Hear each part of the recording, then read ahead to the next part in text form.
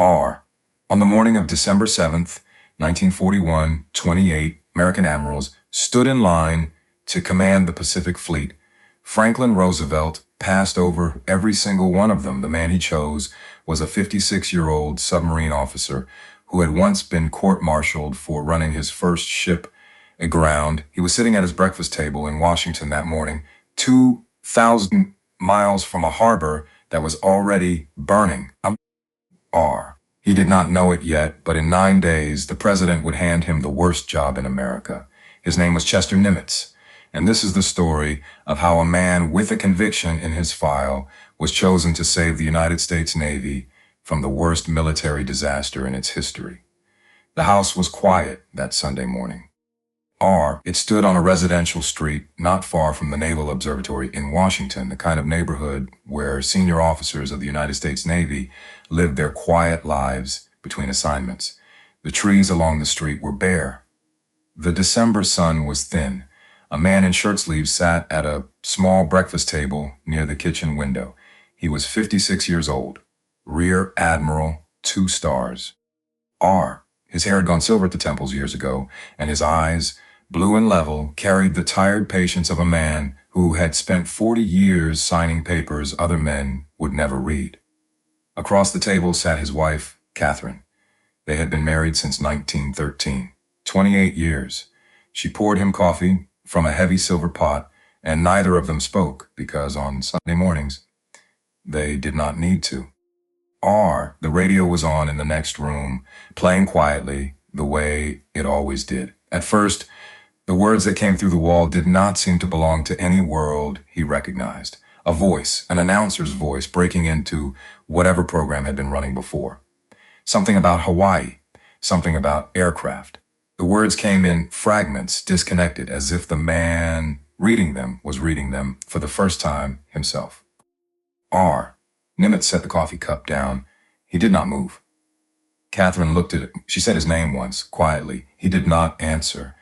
He was listening to the wall.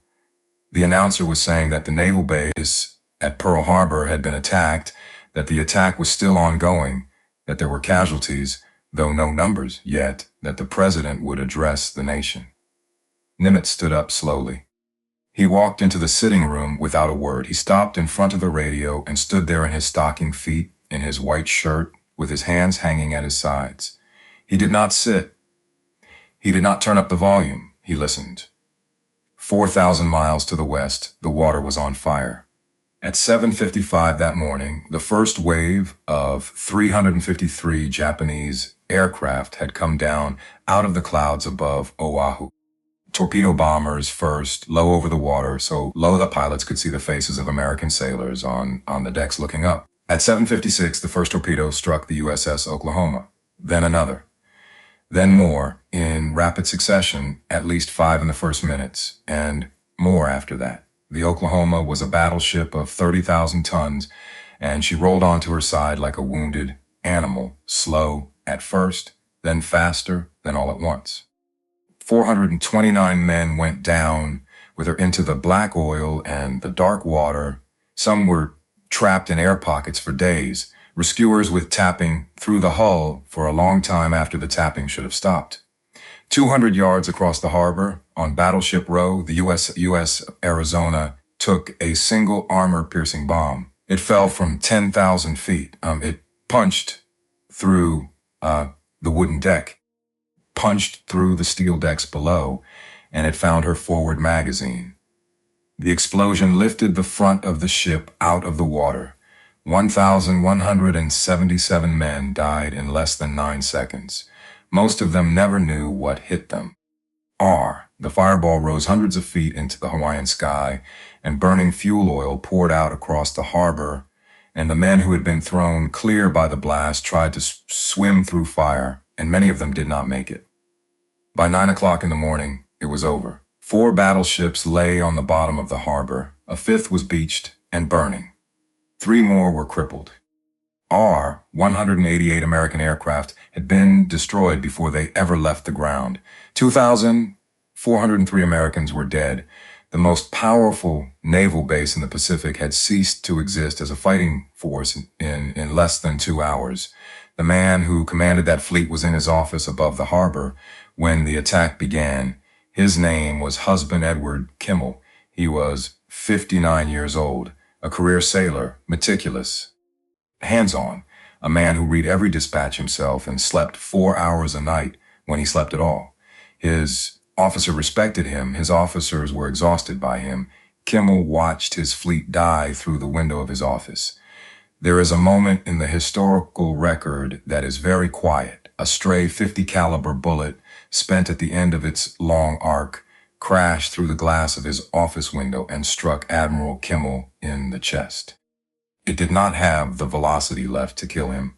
It bounced off. It left a dark bruise on the white cotton of his uniform. Kimmel bent down. He picked the bullet up off the floor of his office. He turned it over once in the palm of his hand. He looked at it for a long time. Then he said quietly, so quietly, that the officer standing beside him almost did not hear it, that it would have been more merciful if it had killed him. He understood even then, standing at that window, what was about to happen, not just to the fleet, to him. Here is the first thing you need to understand about Admiral Husband Kimmel. He was not a fool. He was not a coward. He was not asleep at his desk. On the morning of December 7th, he had spent the preceding weeks in a state of quiet, gnawing anxiety, trying to read tea leaves, in a stream of ambiguous cables from Washington. The cables he received warned of imminent Japanese aggression. Somewhere, against someone, Kimmel read those cables the way a man reads any warning from a great distance. He read the words the government wrote. He believed that the danger to Pearl Harbor was a danger of sabotage, local sabotage, Japanese agents in Honolulu, boats in the harbor, fires on the docks. So he clustered his aircraft in tight rows on the airfields, wingtip to wingtip, easy to guard against saboteurs, easy to destroy from the air. He kept his battleships lined up along Ford Island, moored close together like books on a shelf, easy to protect against small craft attacks in the night, easy to torpedo from a low-flying bomber at dawn. He did not order the long-range air patrols north of Oahu because the aircraft available to him were exhausted from months of exercises, and the men were exhausted with them. And every decision a commander makes, a decision he makes with the resources he has and the intelligence he trusts. Kimmel made decisions. The decisions were wrong. The price was paid by other men. 10 days later, on December 17th, Admiral Kimmel was stripped of his command. He was reverted to his permanent rank of Rear Admiral. 2 stars. The 4 stars he had worn at Pearl Harbor were taken away, quietly, in a ceremony no one photographed. There would be 8 investigations into what had happened at Pearl Harbor over the next 4 years, and Kimmel would spend the rest of his life trying to clear his name in every one of them. He would not succeed. Washington did not want nuance. Washington needed a name to hang on the disaster, and Kimmel's name fit, but Washington had a more urgent problem than blame. Japan was advancing across the Pacific like a tide. Wake Island was under siege. Guam had already fallen. The Philippines were collapsing. The British had lost 2 capital ships off Malaya.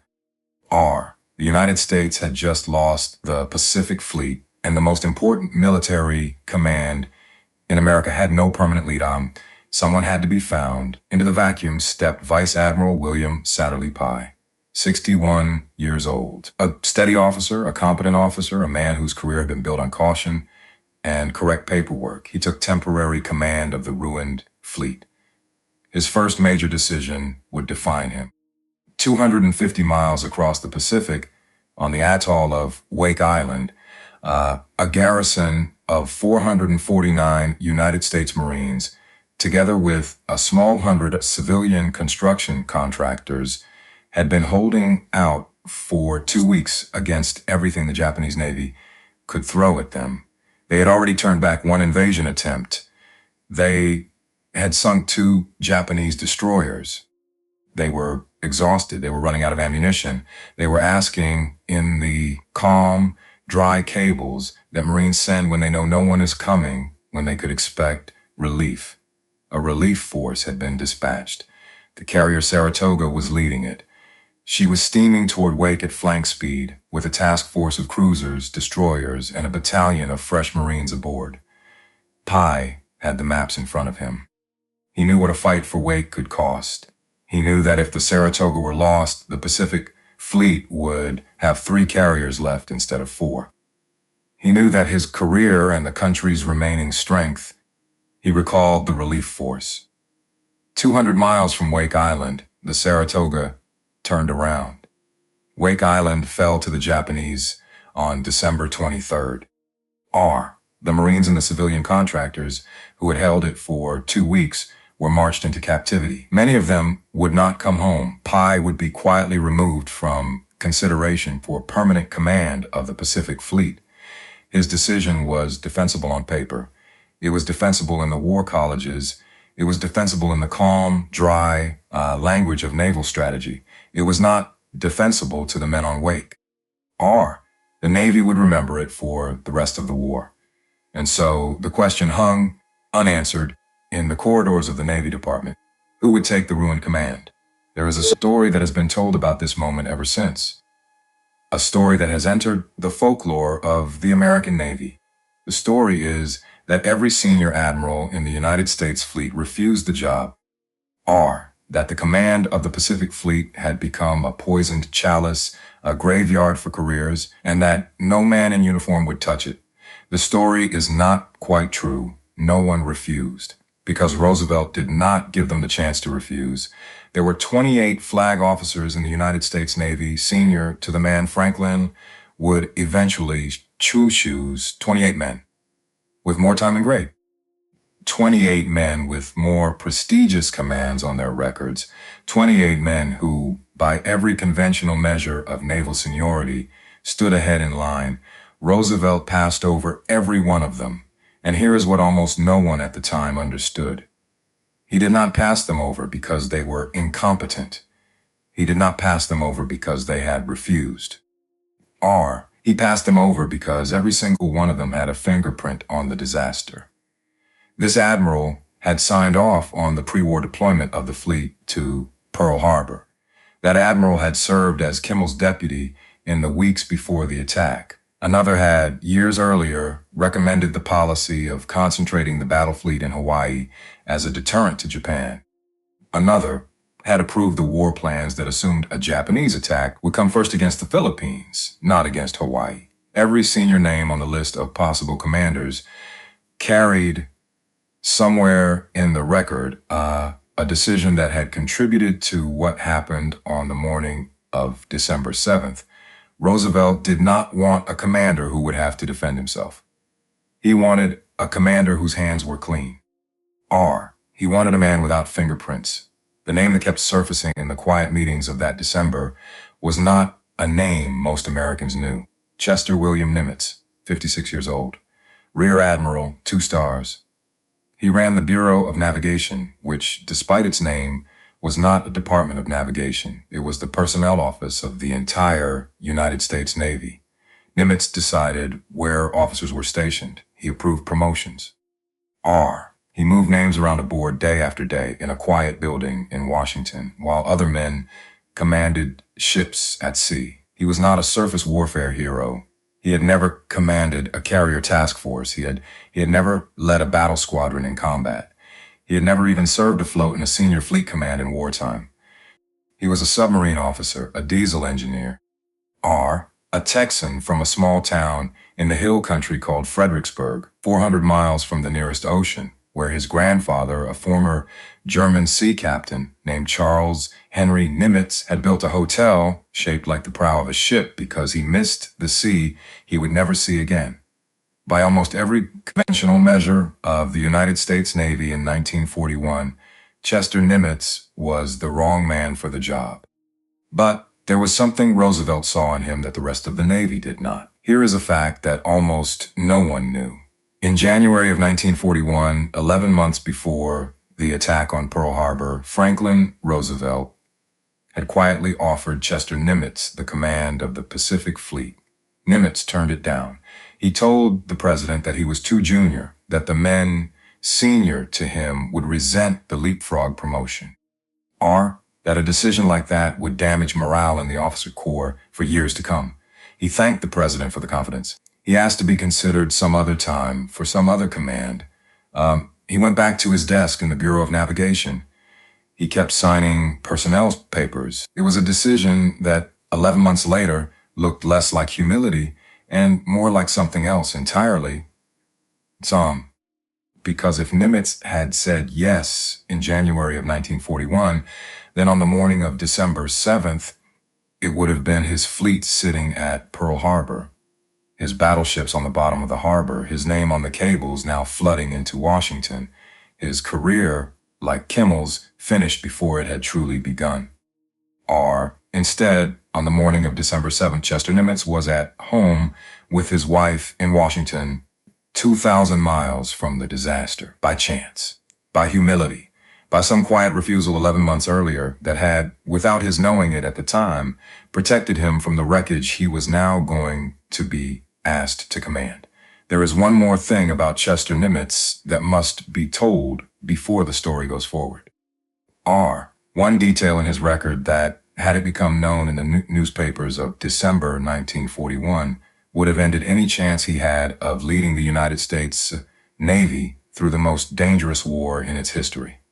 The date was the 7th of July, 1908. A young ensign, 23 years old, 3 years out of the Naval Academy, was given command of his first vessel.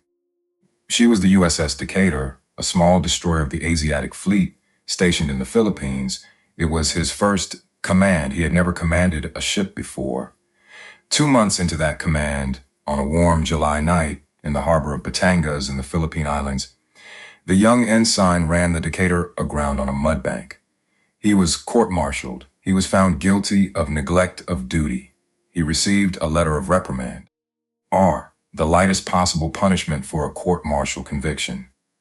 He was allowed to remain in the Navy, but the conviction never came off his record. 33 years later, as his name began to circulate in Washington as the possible new commander of the entire Pacific Fleet, that conviction was still there, buried in the personnel files of the Bureau of Navigation. In the quiet building where Rear Admiral Chester Nimitz signed papers every morning and went home to his wife every night. The man being asked to save the Navy had once been the man the Navy almost threw away.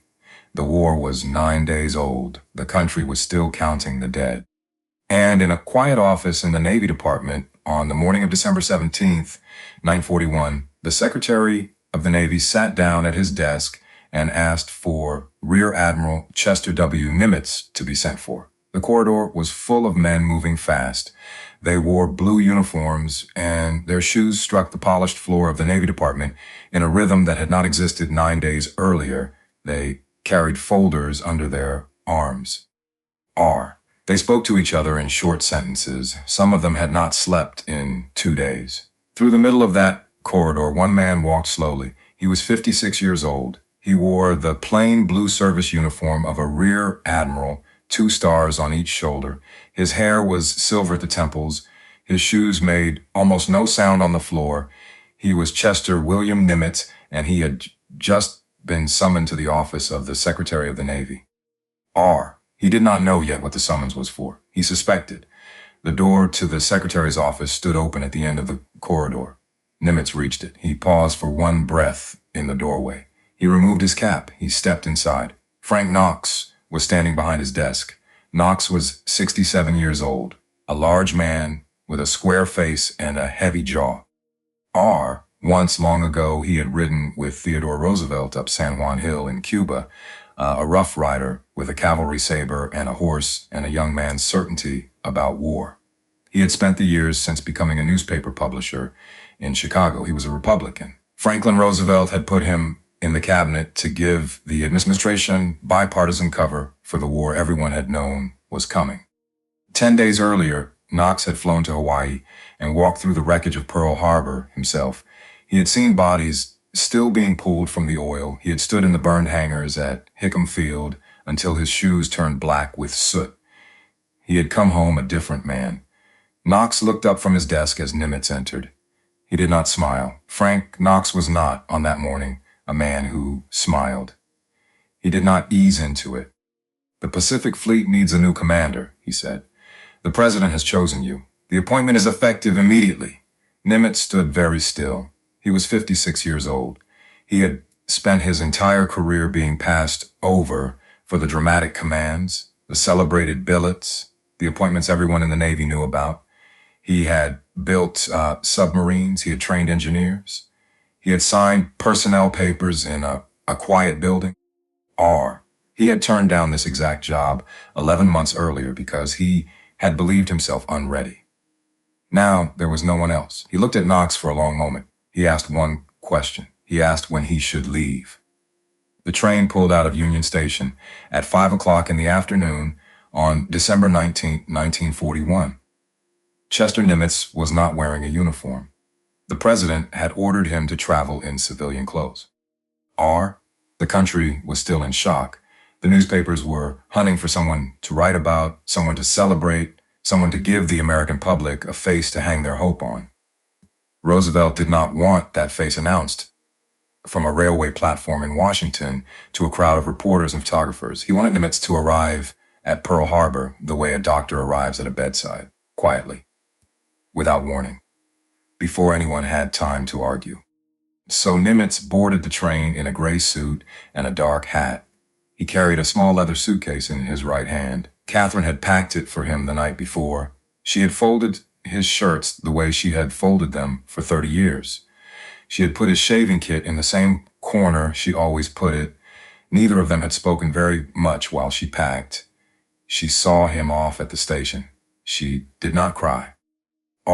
They had been married for 28 years, and they had lived through separations before, and she understood, in the way that Navy wives have always understood, what this one was. She kissed him once. She stepped back.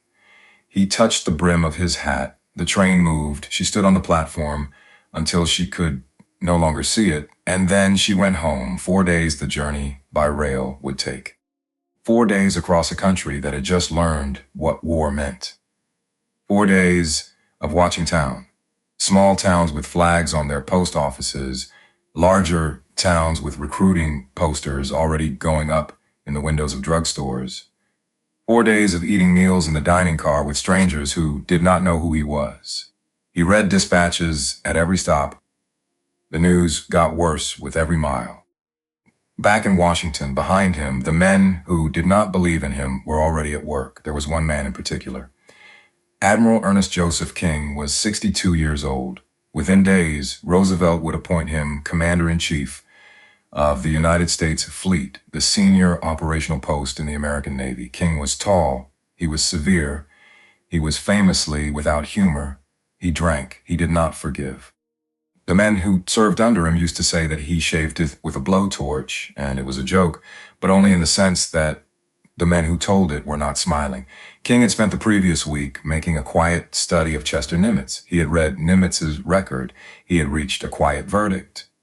A desk admiral, a bureaucrat, a man who had spent 2 years pushing paper in a personnel office, a man who had never commanded a fleet in combat.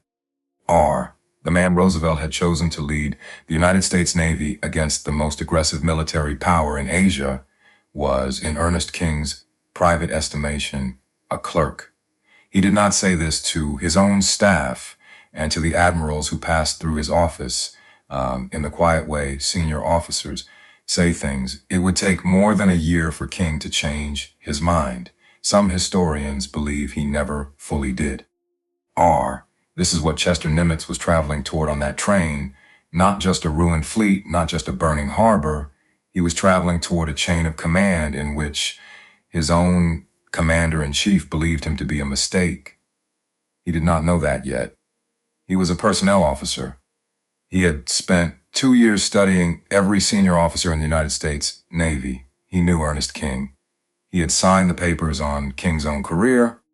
He knew exactly what King thought of him. He kept reading the dispatches. The news that reached him at every stop was the news of a world coming apart. Wake Island had fallen. Manila was being bombed, and off the coast of Malaya and open ocean in a single afternoon, Japanese aircraft had done something the world had never seen before. The battleship HMS Prince of Wales was one of the newest capital ships in the Royal Navy. She was 35,000 tons. She had been completed in 1941. She carried 10 14-inch guns and enough anti-aircraft armament on paper to hold off any air attack. Beside her steamed the battle cruiser HMS Repulse, older but still one of the proudest ships in the British fleet. On the 10th of December in the South China Sea, without air cover of their own, they were attacked by land-based Japanese torpedo bombers and dive bombers. In 2 hours, both ships were on the bottom. 840 men died in the water. The proudest navy in the world had just lost 2 of its capital ships to aircraft in open ocean in broad daylight. There was a lesson in it. The lesson was plain. The lesson was plain. The age of the battleship was over. And Chester Nimitz, on a train rolling west through the American continent, was on his way to take command of a fleet that did not yet know this. He reached San Diego on Christmas Eve. He did not stop. He did not rest. He walked from the rail platform to the Naval Air Station, and he boarded a PB-2Y Coronado flying boat for the final leg of the journey. The Coronado was a 4-engined seaplane, ungainly on the water, majestic in the air. She lifted off into the darkness of the Pacific just after midnight and turned west into the wind toward Hawaii. Nimitz slept in a canvas seat. He did not sleep well. He arrived at 7 o'clock in the morning on Christmas Day, 1941. The flying boat set down in the waters of Pearl Harbor at a landing lane that had been cleared of debris the day before. Nimitz stepped out onto a pontoon dock that was still slick with fuel oil. He was still wearing his civilian suit, the gray suit and the dark hat, the small leather suitcase in his right hand. Under his arm, a folder of orders bearing the signature of the President of the United States. He looked up, and he saw it. The harbor was a graveyard. The masts of sunken battleships stuck out of the water at angles that no naval architect had ever drawn. The hull of the Oklahoma, capsized, floated upside down in the shallows like the body of a dead whale. The Arizona was simply gone, her upper works crushed down into a black wound in the water where 1,000 men still lay. The oil on the surface was 3 inches thick. It caught the morning light and threw it back in colors that did not exist in nature. 18 days had passed since the attack. The harbor was still on fire in places. Every time the wind shifted, the smell rolled in across the dock. Fuel oil, burnt steel, and under it something else, something an old sailor would recognize and try never to name. Chester Nimitz stood on the pontoon and he looked at it, and he did not speak for a long time. A car was waiting. A young lieutenant stood beside the open door. He had not slept in 2 days. He was not entirely certain whether to salute a rear admiral who was wearing a civilian suit. He compromised by standing very straight. Nimitz took off his hat. He got into the back seat. The lieutenant closed the door. He walked around to the driver's side. He started the engine. The car moved, and Nimitz sat in the back and looked out the window at what the United States had lost. Here is what the country did not yet understand about Chester Nimitz. The photographs that were being taken that week, the newsreels that would be shown in movie theaters across America in January, the front page pictures in the newspapers of Chicago and New York and Los Angeles, all of them showed the same thing. They showed the broken battleships. They showed the fire and the wreckage. They showed the country again and again what had been lost at Pearl Harbor. Chester Nimitz, alone in the back seat of that staff car on Christmas morning, was one of the only men in America looking at what had not been lost. Because there was another story in that harbor, a story that had not yet been told. Above the harbor, on a low rise a quarter mile from Battleship Row, stood the fuel tank farm, 4.5 million barrels of oil. Enough fuel to run the entire United States Pacific Fleet for a year and a half. The Japanese pilots had seen those tanks. They had photographs of them. They knew what they were. They had made a tactical decision in the planning of the attack not to bomb them, because their orders had been to sink the American fleet, and the fleet was in the water below. The tanks stood untouched in the morning sun. Along the southeast lock of the harbor stood the submarine base. Piers, workshops, torpedo storage buildings, the wooden barracks where crews slept between patrols. 22 American submarines were based there. Not a single one had been hit. Within months, those 22 submarines would begin a campaign of commerce warfare against Japanese merchant shipping that would eventually, by the summer of 1945, strangle the Japanese home islands to the point of famine. The Japanese pilots had not touched them. The dry docks stood intact. The machine shops stood intact.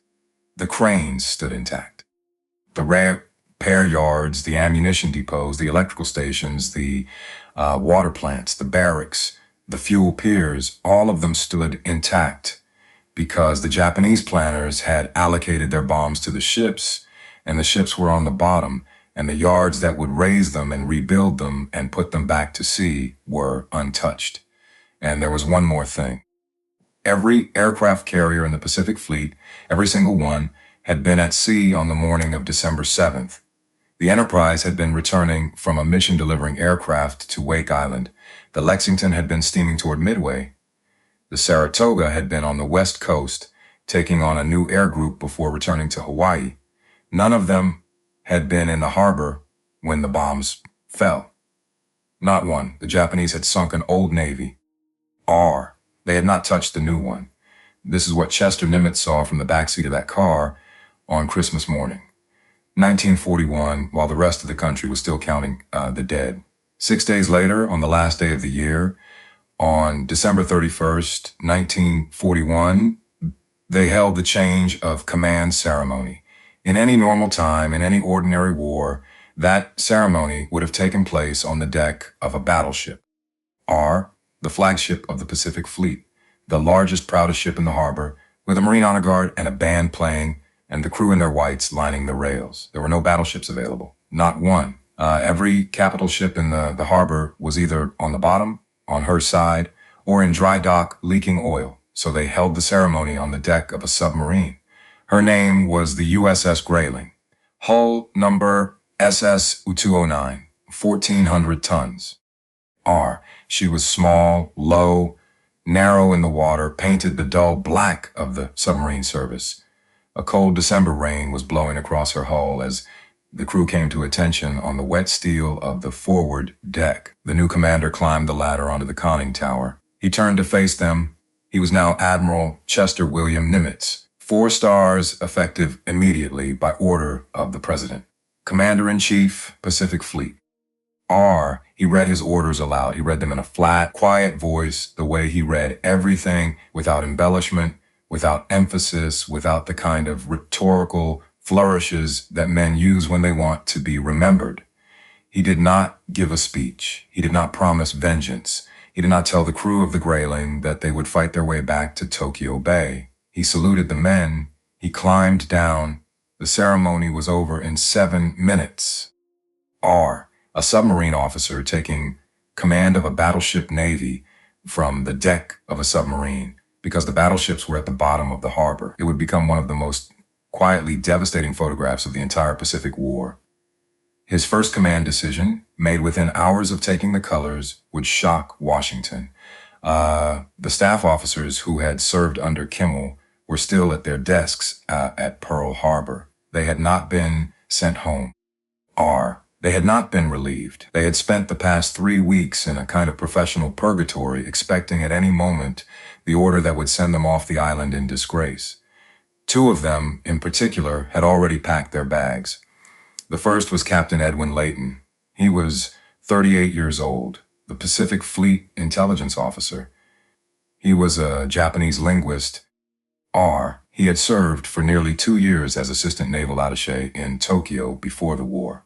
He knew, in the marrow of him, that the fleet had been destroyed on his watch, and that the country was going to want someone to pay, and that he was near the top of the list. The second was Captain Charles McMorris. He was 51 years old. The Fleet War Plans officer. Everyone in the Navy called him SOC. Short for Socrates, because of the way he argued through any problem out loud in long, careful sentences, testing every angle before he committed himself to an answer. He had helped draft the war plans that were now, hour by hour, being proven inadequate to the actual war. They both expected to be relieved. They were wrong. On the morning of January 1st, 1942, Admiral Nimitz called them into his office. He was polite. He was quiet. He was the same man he had been on the deck of the submarine. He told them, in plain words, that any officer who wanted a transfer would have his full support and a letter of recommendation to any billet in the Navy. He said this in a voice that made clear it was an offer, not a threat. Then he said something else. He said he hoped that none of them would leave. He said they knew the theater, they knew the enemy. They knew the sea lanes and the weather patterns and the peculiar geography of Japanese strategy in a way that no officer Washington could send out from the East Coast could possibly know. They had learned things over the past 3 weeks that were painful and terrible and irreplaceable. He needed them. Every single one of them stayed. Nimitz explained his reasoning to no one publicly and to almost no one privately. But those who worked closely with him in the months to come came to understand it. He believed a man who had already lived through a catastrophe knew things a man who had not could never learn. He wanted men who knew the price. In Washington, when the news reached Frank Knox, the Secretary of the Navy is said to have set down his pen and stared at the wall for a long moment. The country was screaming for blood. Nimitz had just refused to provide any. It was a decision that, if it went wrong, would destroy him. If Leighton missed the next warning, if McMorris drafted plans that failed at sea, the newspapers would remember whose staff they had been, and the story would write itself. Nimitz had kept the men who lost Pearl Harbor. But if it went right, if these men were what he believed them to be, they would become the most experienced Pacific Fleet staff in the American Navy. They would know things it would take a stranger a year to learn. Nimitz was betting on the year. He did not have the year. The men who had almost been fired now reported to a commander who had chosen them. Edwin Leighton would become, in the months to come, one of the most important intelligence officers in American military history. Charles McMorris would plan every major fleet operation in the Pacific for the next 2 years. And they would do something else. Something Nimitz needed more than anything. They would take him down a stairwell into the basement was in the headquarters building of the 14th Naval District at Pearl Harbor. It had no windows. The fluorescent lights buzzed day and night. The air smelled of cigarette smoke and stale coffee and unwashed bodies, because the men who worked there did not leave often enough to bathe and did not consider bathing to be more important than the work. This was Station Hypo, the Combat Intelligence Unit, the Code Breakers. The man who ran it was Commander Joseph John Rochefort. He was 41 years old.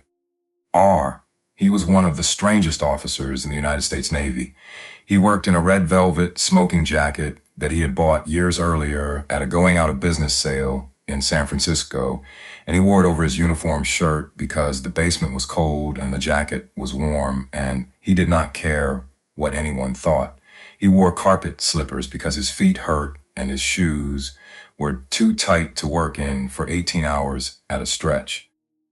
He had not seen the sun in 3 weeks, who kept a card index of every Japanese radio call sign his unit had ever intercepted, going back 5 years, and he could quote any of them from memory. He spoke Japanese. He drank coffee until his hands shook. He had once forgotten to go home for 4 days. He was working in that basement on a problem the Imperial Japanese Navy believed to be unsolvable. A 5-digit super encipherment cipher known in the American service as JN-25. It was one of the most secure operational codes in the world. His team had cracked about 15% of it. 15% in the hands of Joseph Rochefort was enough. Nimitz came down into the basement to meet him in early January. The new 4-star admiral in a fresh khaki uniform descended a stairwell into a smoke-filled room of men in bathrobes and slippers and rumpled shirts. He did not blink. He did not comment on the jacket. He walked across the concrete floor. He shook Rochefort's hand. He said simply that he had heard good things. He stayed for an hour. He listened, and what Nimitz decided in that hour would determine the course of the Pacific War. R. He decided to believe Joseph Rochefort. That sounds like nothing. It is everything. Because 3,000 miles to the east, in a windowless office in Washington, there was another Navy code-breaking unit. Its designation was OP-20G. It was run by Commander John Redman and his older brother, Captain Joseph Redman. The Redman brothers were well connected. They had the ear of Admiral King. Or they believed their analysis of Japanese intentions was superior to Rochefort's, in part because Rochefort outranked neither of them and refused to defer to either of them. The war between Washington and Pearl Harbor over what the Japanese were about to do would become the bitterest intelligence dispute of the Pacific War. Nimitz picked a side within 1 hour of meeting the man. He picked the man in the basement. He picked the man in the red velvet jacket and the carpet slippers. In Washington, they wore polished shoes. In the basement at Pearl Harbor, they wore carpet slippers. One of these rooms was about to win the war. For 4 months, that bet did not look like a bet worth taking, because for 4 months, the Japanese swept across the Southwest Pacific like a monsoon. The Dutch East Indies fell. Singapore fell. 62,000 British soldiers marched into captivity. It was the worst military defeat in British history. Burma collapsed. In the Philippines, General Douglas MacArthur was ordered by the president to abandon his men on Corregidor and flee to Australia. He obeyed. The Allied garrison at Bataan, 76,000 men, most of them Filipino, was surrendered to the Japanese in April. They were marched 65 miles north to prison camps in what would become known as the Bataan Death March. Thousands died along the road. Nimitz was fighting a holding action with 3 carriers. He sent them out on raids. The Marshalls, the Gilberts, Wake Island, Marcus Island, small hit-and-run strikes that accomplished almost nothing tactically. He knew this. He knew, better than anyone, that he did not have the strength to fight a decisive battle. The raids were for something else. The raids were for the American people. The raids were to remind a country that had just lost the Philippines and Wake and Guam and Singapore and Java that the Pacific Fleet still existed, that there were still American aircraft flying off American carriers striking Chinese targets, that the war was not already lost. He was buying time. Time was the only weapon he had. And then in the middle of April, 16 medium bombers took off from the deck of a carrier. The carrier was the USS Hornet. The bombers were B-25s. They were Army aircraft. They were not designed to fly off carriers. They had never flown off carriers before.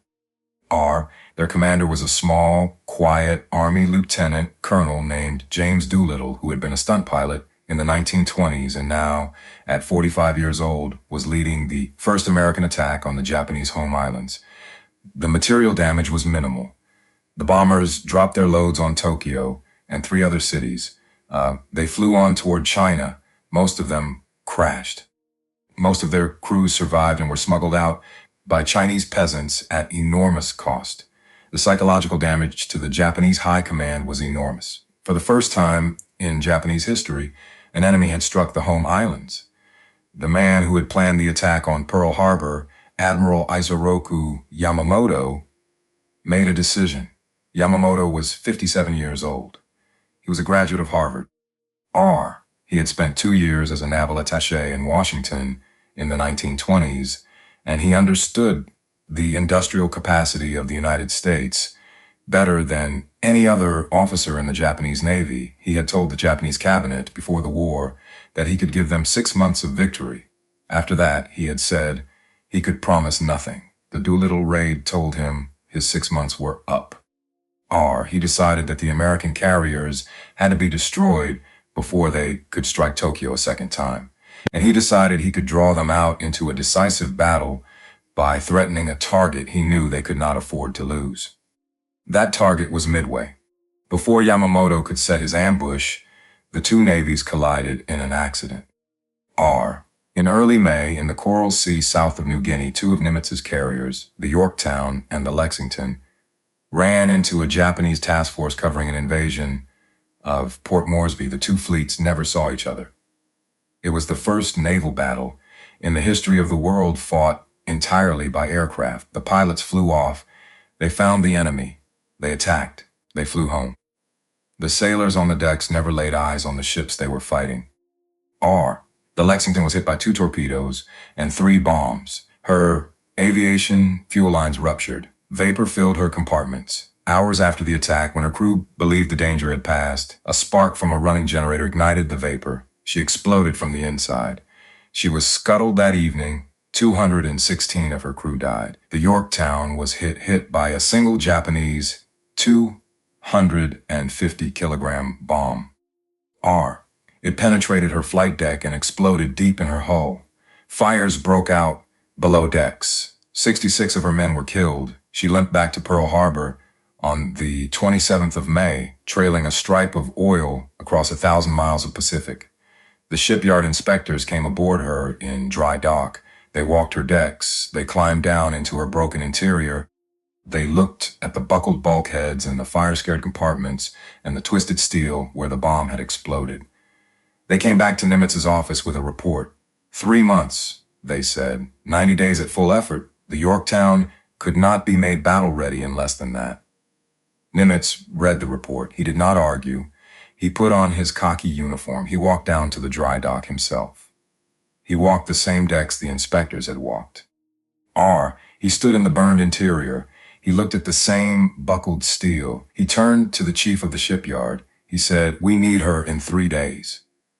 72 hours. While the shipyard went to work, welders were pulled off every other job in the yard. Floodlights were rigged over the dry dock. 1,400 men worked around the clock. They ate sandwiches at their stations.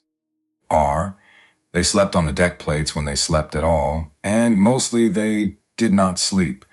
They patched the holes, they reinforced the bulkheads, they restored the boilers. They did in 3 days what the inspector had said could not be done in 90.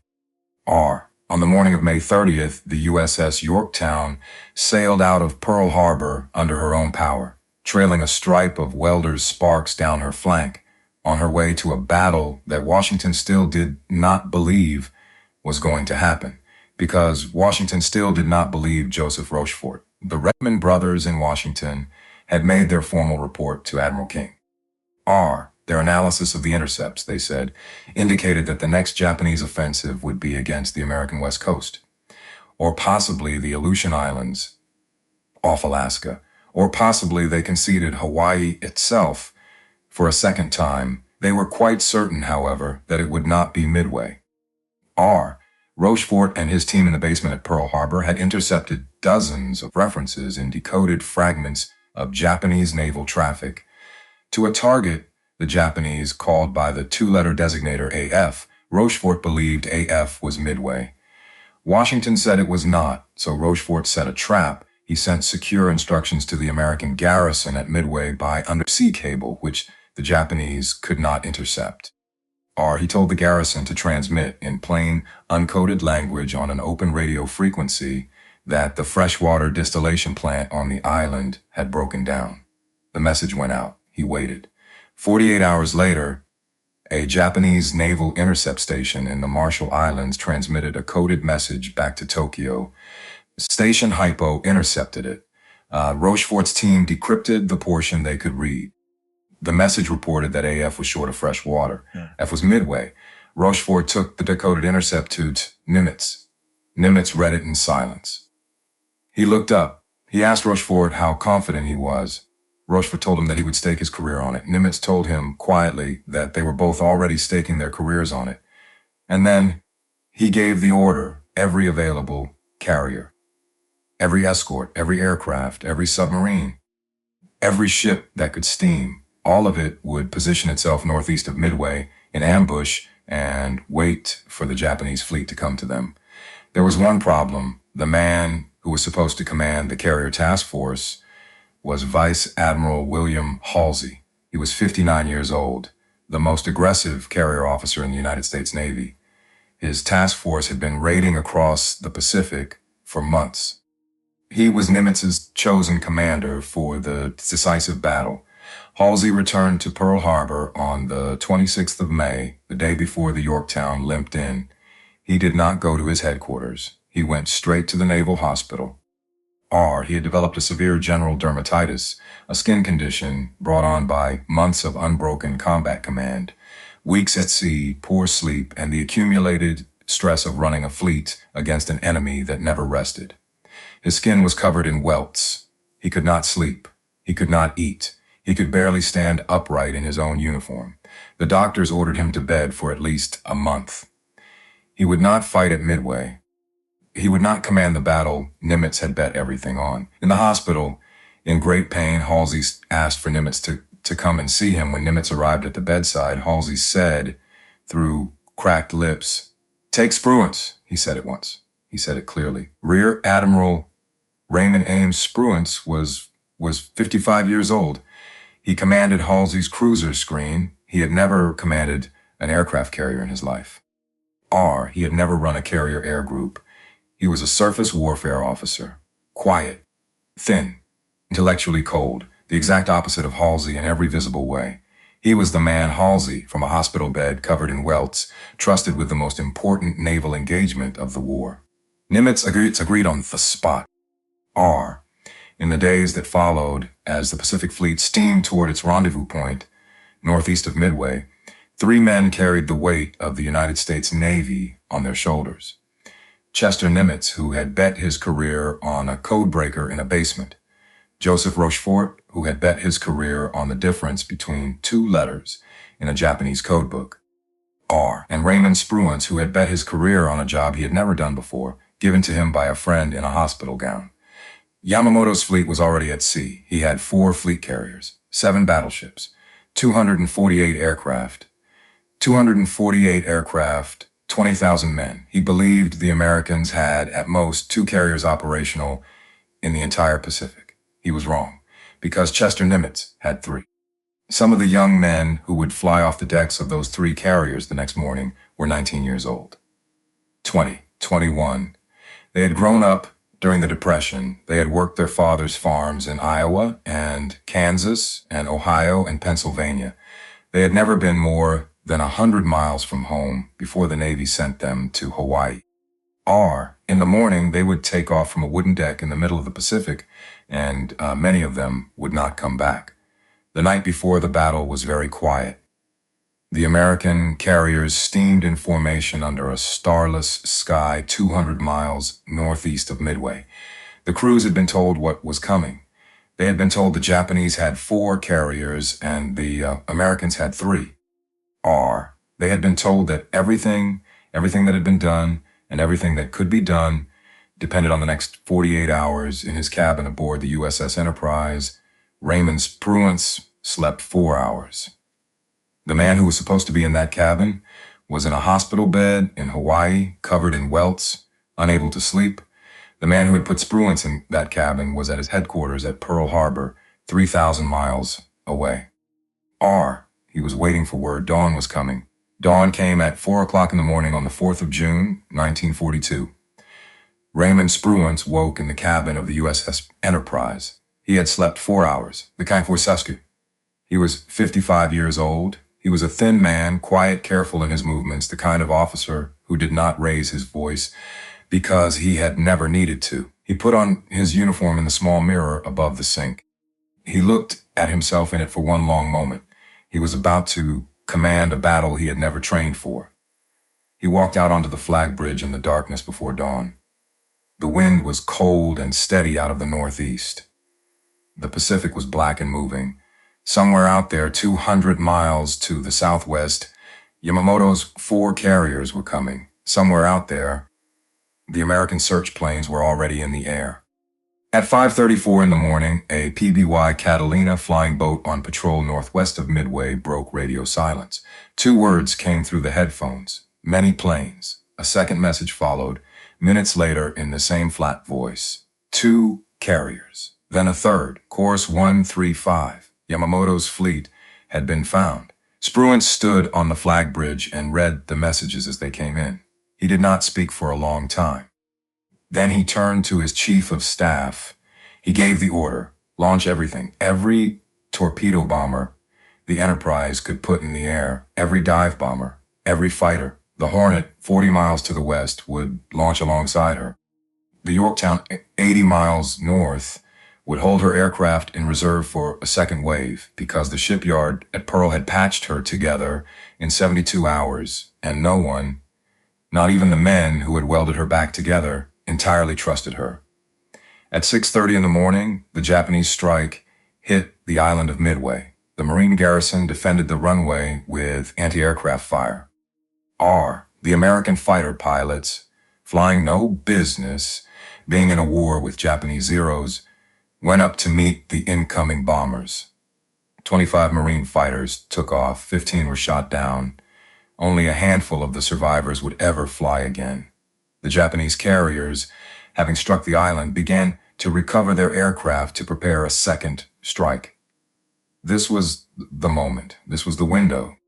The Japanese decks were about to be crowded with returning bombers, refueling hoses, loose ordnance, and men working as fast as they could to turn the strike aircraft around. The American torpedo bombers were already on their way. The first American squadron to find the Japanese fleet was Torpedo Squadron 8, 15 TBD Devastators flying off the USS Hornet.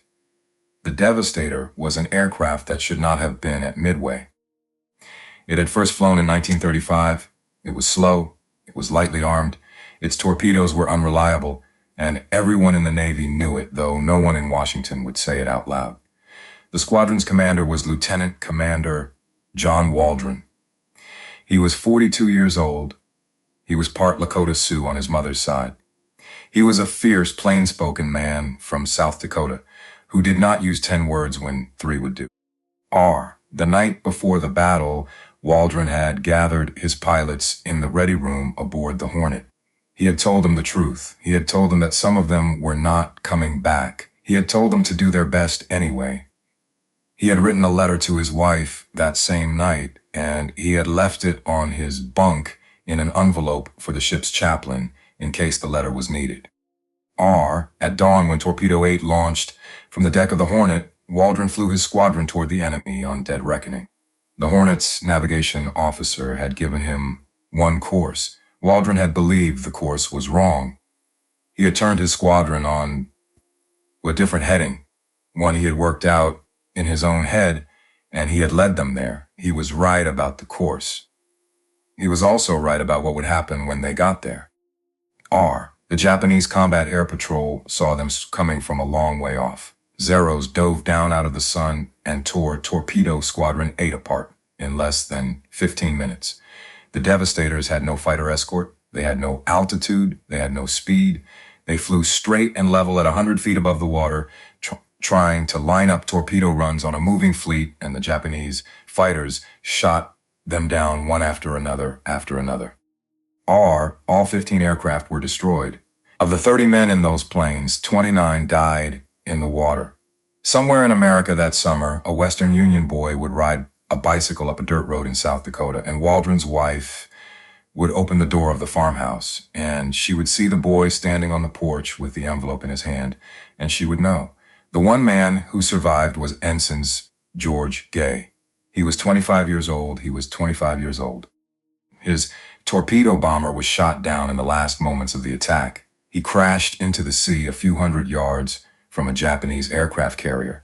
He climbed out of the wreckage. He hid under a seat cushion that had floated free of the plane, and he watched from the water the rest of the battle unfold above him. He was the only man in Torpedo Squadron 8 who saw what happened next. Torpedo Squadron 6 came in behind them. 14 aircraft off the Enterprise. 10 were shot down. Torpedo Squadron 3 followed.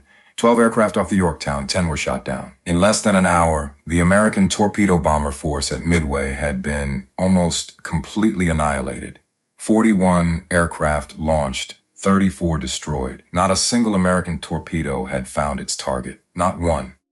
The Japanese Zero fighters were at sea level chasing the last of the wave-skimming Devastators across the water, firing their machine guns into the tail sections of American aircraft, too slow to escape and too brave to turn away. Every Japanese fighter in the Combat Air Patrol was at sea level. The sky above the fleet was empty. That was when the dive bombers arrived. Lieutenant Commander Wade McCluskey was leading the SBD dauntless squadrons of the Enterprise.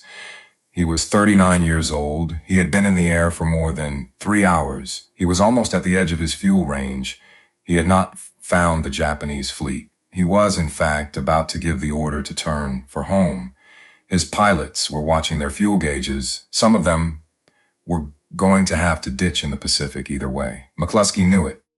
He was calculating, in the last minutes he had, how many of his men he could still get back to the carrier if he turned now.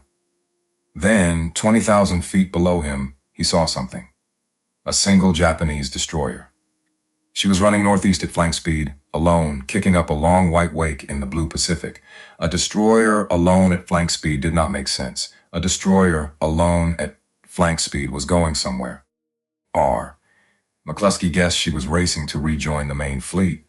He turned his squadron onto her heading. He followed the wake, and it led him, in the last minutes of his fuel, straight to Yamamoto's carriers.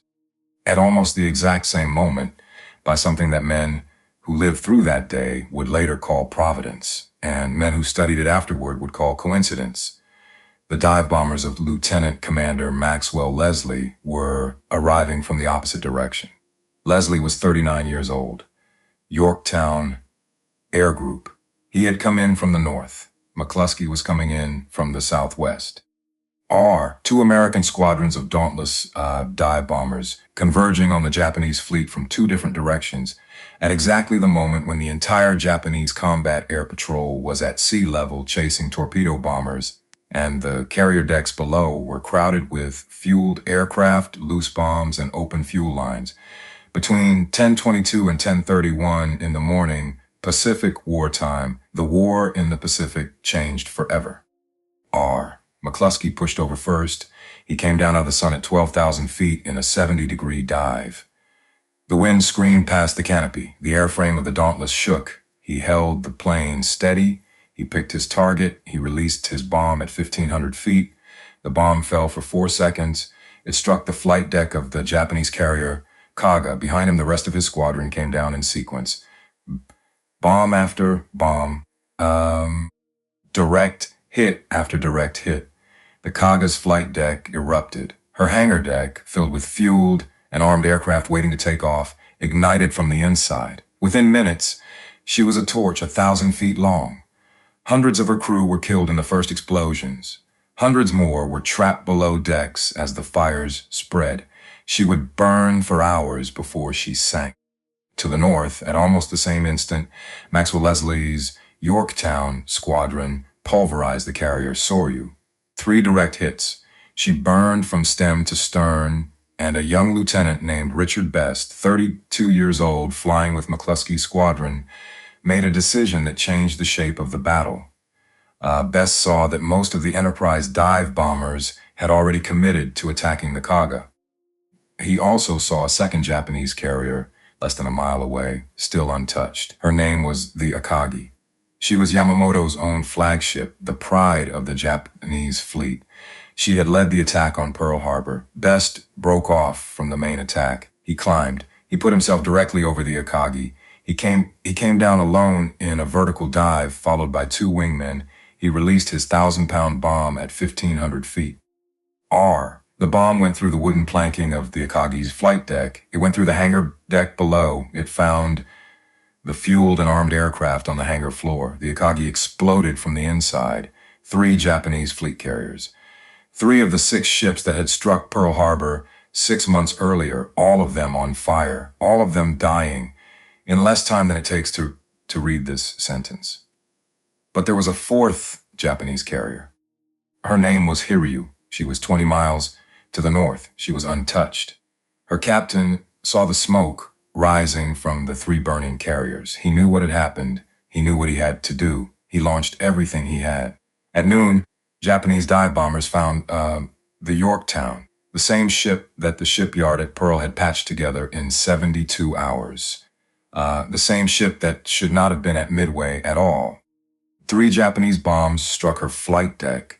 Fires broke out on multiple decks. Her engines went cold. She stopped dead in the water. Damage control parties saved her. For a while, 2 hours later, a second Japanese strike came in low. Torpedo bombers this time. 2 torpedoes struck her port side. She listed to 26 degrees E. The order was given to abandon ship. The Yorktown was dying for the second time in a month.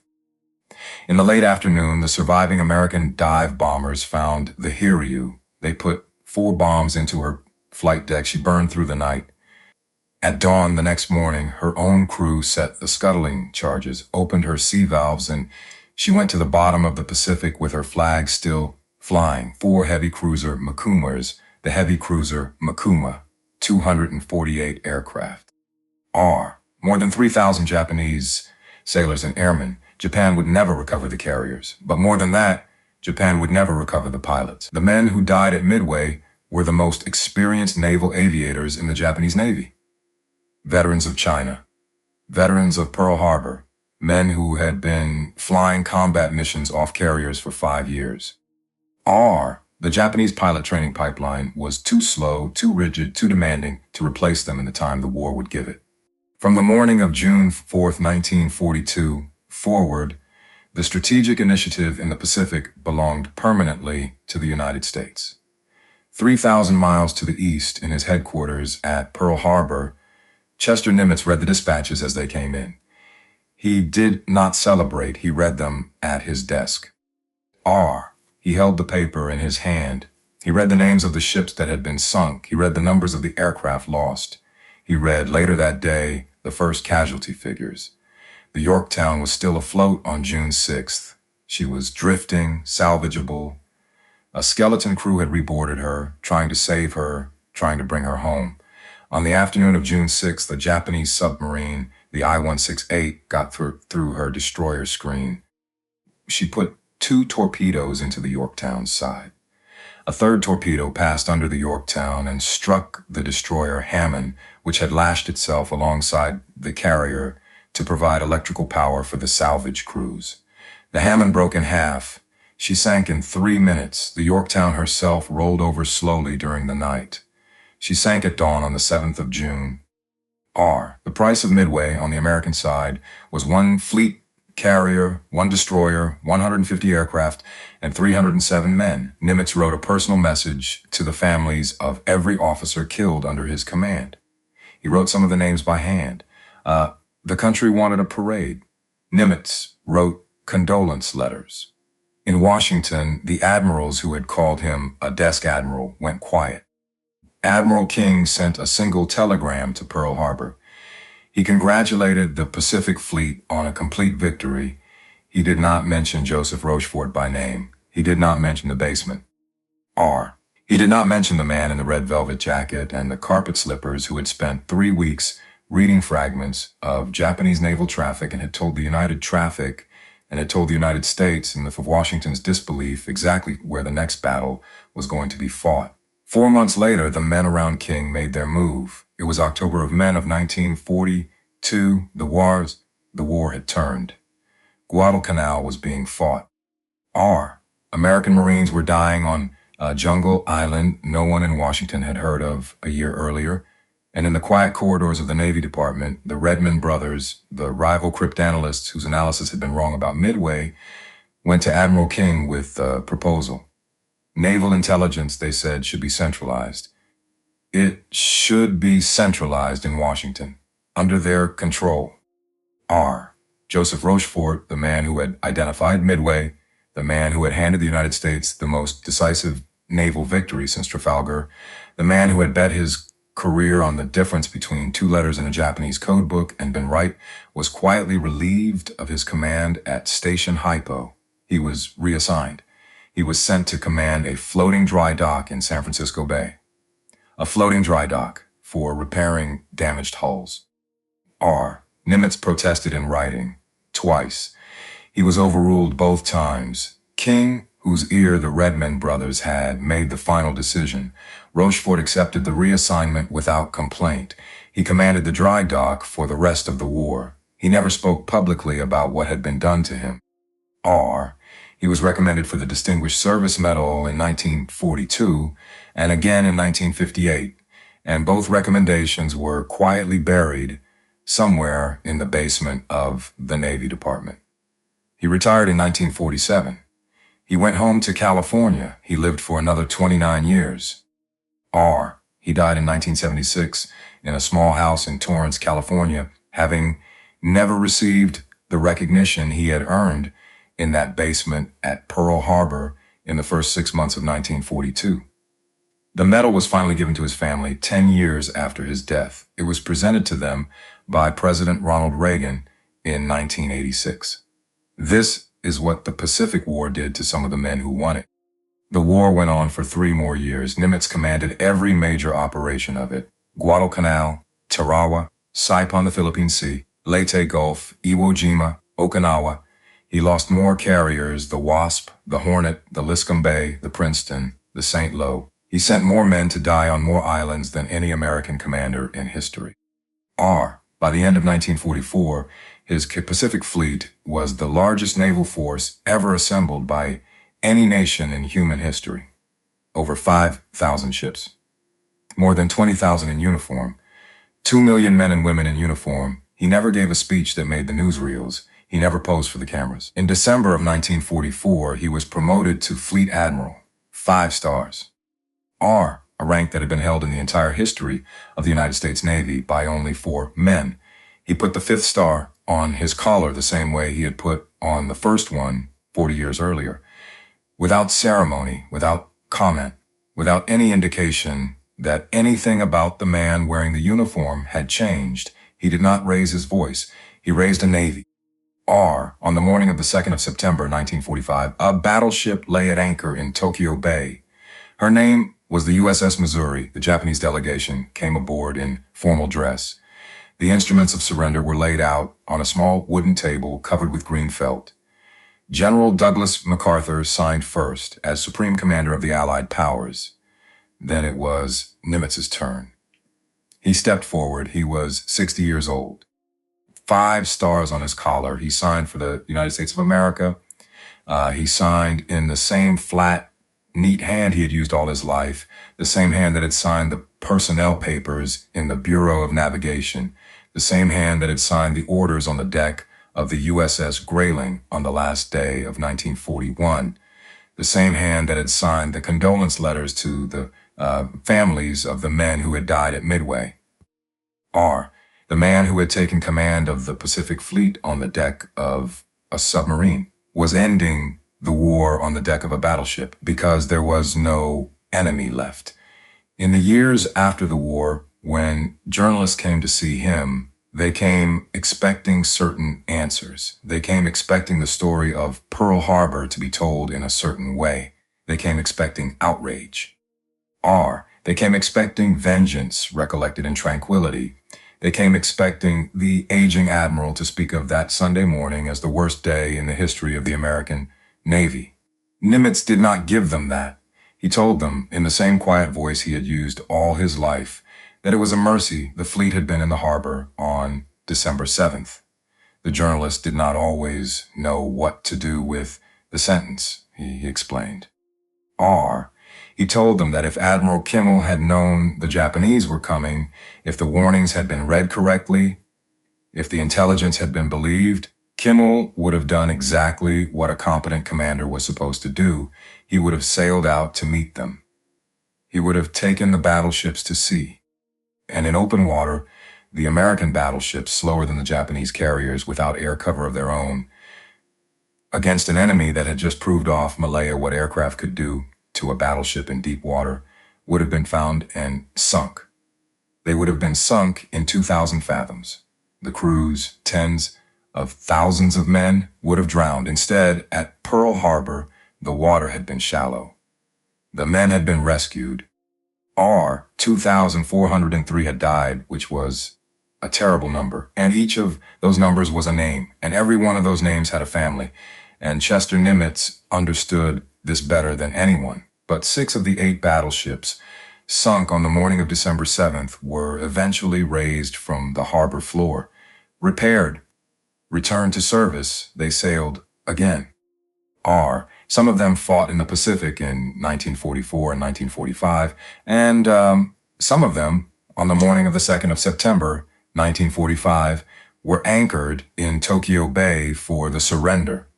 The disaster that had ended one Navy had created the conditions for the Navy that won the war.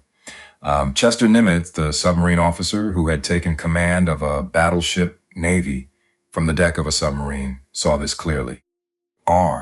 Whether anyone else could have seen it on Christmas morning of 1941, standing alone on a dock in a civilian suit while the harbor still burned around him, is a question the historical record does not answer. The photographs from that morning show what everyone else saw. They show the broken battleships. They show the oil on the water. They show the wreckage. They do not show what Chester Nimitz was looking at.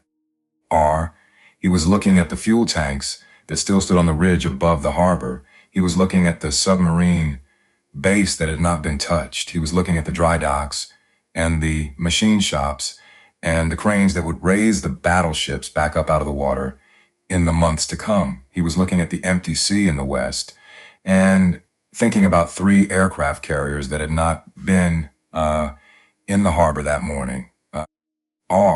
He was looking at what remained. He was 56 years old. He was a Texan from a small town 400 miles from the ocean. He had a court-martial in his record and a commander-in-chief in Washington who thought he was a clerk.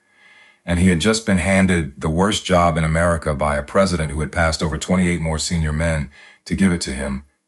He did not raise his voice. He did not promise vengeance. He put on his uniform. He went to work. He wrote to his wife every week for the next 3 years and 8 months in the same quiet, careful handwriting he had used all his life, while the Pacific Fleet grew from 3 carriers to 20, and from 300 ships to more than 5,000, and from a defeated navy to the largest sea force in human history. He signed the surrender for the United States of America on the deck of a battleship in Tokyo Bay on the morning of the 2nd of September, 1945, and he went home to Catherine.